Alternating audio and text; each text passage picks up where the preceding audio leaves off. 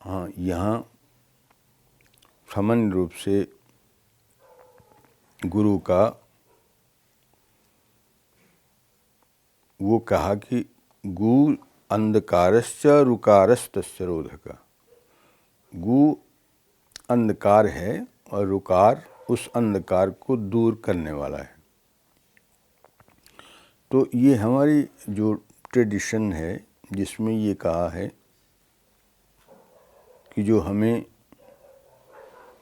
तमसो मा ज्योतिर्गमय, अंधेरे से प्रकाश की ओर ले जाए। अब ये देखिए कि हम प्रकाश से अंधेरे में आए।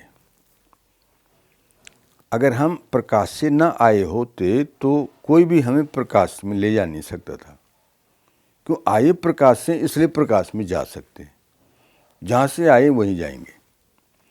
तो इसको कि हम अब अंधकार में आ गए हैं, तो उपनिषद में ये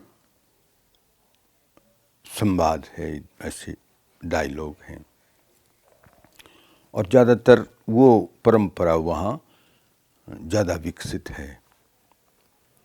यूँ परंपरा हमारी वेद की मूल संहिताओं में भी प्राप्त होगी, लेकिन आगे चल करके उपनिषदों तक, जो संहिताओं के बाद ब्राह्मण, फिर आरण्यक और फिर उपनिषद, इस साहित्य की जो परंपरा है उसमें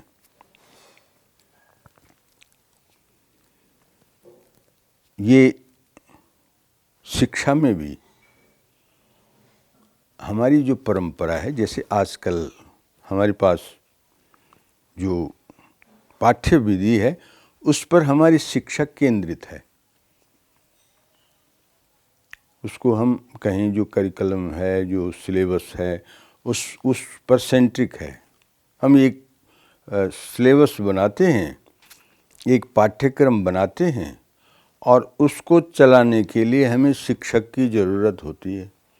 और वो शिक्षक उसको वो एक पहले से तय है कार्यक्रम, पाठ्यक्रम पहले से निर्धारित है। उस निर्धारित पाठ्यक्रम को वो शिक्षक को पढ़ाना पड़ता है, तो वो उससे बंधा हुआ है। तो हमारी वो परंपरा जिसे हम गुरुकुल की परंपरा कहते हैं, वो गुरु सेंट्रिक है, गुरु केंद्रित है। उसके केंद्र में गुरु हैं और ये माना जाता है कि गुरुर बिना या गुरुम बिना नवे ज्ञानम, गुरु के बिना ज्ञान की संभावना नहीं है। तो वो गुरु को ये पता है कि शिष्य को क्या और कैसे और कब ज्ञान को देना है। वो शिष्य की जो प्रतिभा है, जो बौद्धिक क्षमता है, उसकी पहचान रखता है। तो वो उसके अनुरूप, उसकी प्रतिभा के अनुरूप, उसकी ग्रहण क्षमता के अनुरूप उसको ज्ञान देता है। ये तो रही सामान्य ज्ञान की बात। यद्यपि उसको हम बहुत अलग नहीं कर सकते हैं कि आध्यात्मिक गुरु और ये शैक्षणिक गुरु, हमारे यहाँ एकदम ऐसा भेद तो नहीं है, लेकिन फिर भी हम कहीं भी ये आध्यात्म की बात हो रही है। तो आध्यात्म में हमने ये देखा कि गुरु आत्मा ईश्वरश्च, गुरु आत्मा और ईश्वर अपने आप में अलग नहीं है, पहली बात। दूसरी बात यह है कि न तत् शरीरम, गुरु शरीर नहीं है, फिजिकल बॉडी नहीं है। तो ऐसी स्थिति में गुरु निराकार भी है और साकार भी है। वो उस बॉडी में, उस शरीर में जो उसका गुरुत्व है, वो गुरुत्व में वो शरीर प्रधान नहीं है। वो गुरुत्व की क्षमता, वो गुरुत्व का सामर्थ्य, वो प्रधान है कि उसने उस पर जो कह रहा है कि गुरु है कि जिसके पास जाने से शिष्य को उन्नयन लगे, वो लगे कि मैं ऊपर उठ रहा हूँ, उसकी अपनी चेतना का उन्नयन हो। तस्मात् सः गुरु, इसलिए वो गुरु है कि उसके पास जाने मात्र से, सानिध्य मात्र से आपका उन्नयन हो गया है। तो गुरु शरीर में भी होता है और बिना शरीर के भी होता है। इसलिए कहा वो अंततः जो गुरु है वो आत्मा बन जाता है।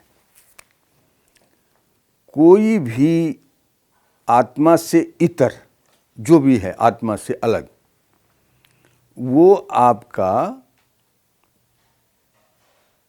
आपके बंधन को मुक्त नहीं कर सकता।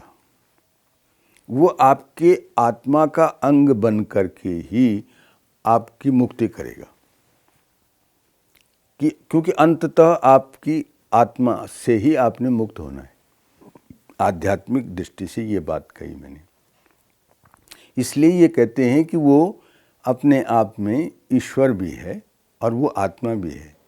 तो उपनिषदों ने कहा है कि आत्मा में, गुरु में और ईश्वर में अंतर नहीं है। और ये कि ये जो द्वैत है कि ये गुरु है, ये शिष्य है, इस द्वैत का बिल्कुल निराश होगा। न गुरु रहेगा न शिष्य रहेगा, वो दोनों एक हो जाएंगे। ये जो है वो गुरु शिष्य का अद्वैतीकरण है कि वो दो नहीं रहेंगे। वो गुरुवाणी में आता ना, आपे गुरु आपे चेला, अद्वैत भाव है। उस गुरु में और उस शिष्य में जब वो भेद मिट जाता है तो गुरुत्व सिद्ध हो जाता है। तो इसलिए अध्यात्म में उसकी बहुत बड़ी वो है। इसलिए कहा कि गुरु के बिना मुक्ति नहीं होती। तो उस दृष्टि से गुरु का बहुत बड़ा योगदान है। लेकिन गुरु अपनी वाणी से, अपने वचन से शिष्य का उद्धार नहीं करता, वो अपने मौन से करता है। उसका जो मौन है वो उसको परम वाणी कहा है, परावाक है। वो उस परावाक से शिष्य की चेतना का अवान्तर कर देता है। हम जो हमारी परंपरा में शक्तिपात है ना, शक्तिपात, कि गुरु का काम है शक्तिपात करना। वो अपनी आध्यात्मिक शक्ति का प्रक्षेप करता है शिष्य में, और फिर वो दोनों शक्तियाँ एक हो जाती हैं। तो फिर जब गुरु शिष्य का अंतर मिट जाए तो मुक्त हो जाए। तो इस दृष्टि से, आध्यात्मिक दृष्टि से गुरु का बहुत बड़ा महत्व है। लेकिन ये जरूरी नहीं कि आपको कोई इस शरीर में ही गुरु मिले। गुरु आपको अशरीरी भी मिल जाएगा, आपको पता भी नहीं लगेगा। हमारे यहाँ बड़े बड़े योगी हुए हैं। रामकृष्ण परमहंस, पहले उनको साक्षात्कार हो गया गुरु, तो उन्होंने बाद में कई तरह के गुरु लिए। महर्षि रमन का कोई गुरु नहीं है, लेकिन ऐसा नहीं कि उनका गुरु नहीं है। वो जो योग दर्शन में पतंजलि कह रहे हैं कि सा पूर्वेशामपि गुरु, वो परमेश्वर सबसे पहले का गुरु है। कालीन अवच्छेदनात्, गुरु ऐसा क्या हो जो अपने आप में समय से के आवरण में हो, समय के साथ बना हुआ हो, नहीं। वो कालीन अनवच्छेदनात्, गुरु कहते हैं बियॉन्ड टाइम होता है, समय में नहीं होता है। तो वो उनको पूछे हुए आपके गुरु कौन है, तो वो कहने लगे मेरी गुरु मेरी आत्मा है। आत्मा गुरु हो सकती है, सबकी गुरु आत्मा ही है। गुरु ने भी तो आत्मा में ही प्रवेश करके आत्मा ही बनना है, एक हो जाना है, द्वैधी भाव है। कुछ लोगों को दिखाई देगा वो शरीर में भी हो सकता है, लेकिन कोई गारंटी नहीं शरीर में ही हो तभी गुरु है, अशरीरी भी हो सकता है। तो बिना शरीर के भी गुरु होगा, शरीर में भी गुरु होगा, लेकिन उसका प्रवेश तो आत्मा में ही होगा, जिसे हम कहेंगे शक्तिपात कर दिया है। मेरे पास है ना कि गुरु शक्तिपात करता है। कहाँ करता है? वो उस चेतना का उन्नयन होगा। तो ऐसी स्थिति में न गुरु गुरु रहेगा, न शिष्य शिष्य रहेगा, तब ये अद्वैत हो जाएगा। आत्मा अद्वैत है। इसीलिए कहा गुरु आत्मा भी है, गुरु ईश्वर भी है। गुरु कोई व्यक्ति भी हो सकता है, पर हम लोग शरीर को ढूंढते हैं, क्योंकि हमारी ये स्वाभाविक रूप है, ऐसी वृत्ति है कि आपको शरीरधारी चाहिए। हर कोई मूर्त चाहिए। हम अमूर्त को कैसे समझें, कैसे जानें, कैसे मानें? अमूर्त नहीं, वह मूर्त चाहिए। कोई फिजिकल बॉडी चाहिए। तो कहते वो बॉडी जरूर होगी, पर उसका कोई मतलब है नहीं, कोई महत्व तो नहीं है उसका, लेकिन हम आधार उसका ले लेते हैं। तो इसलिए उसको आत्मीय विभाव, वो आत्मा का रूप है, वो ईश्वर का रूप है, वो साक्षात चेतना है। तो उसका साक्षात्कार अद्वैत में होता है। जब गुरु और शिष्य दोनों का द्वैत मिट जाएगा तो साक्षात्कार हो जाएगा। तो ये हमारी ये परंपरा है। वो परंपरा चेतना की है, शरीर की नहीं है।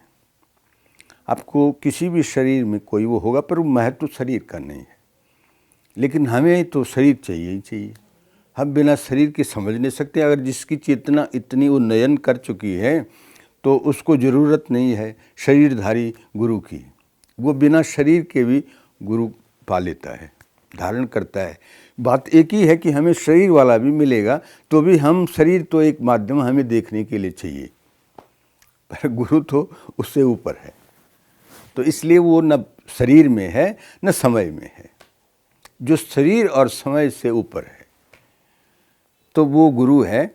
और अगर ऐसा है तभी परंपरा बनेगी, नहीं तो कैसे बनेगी?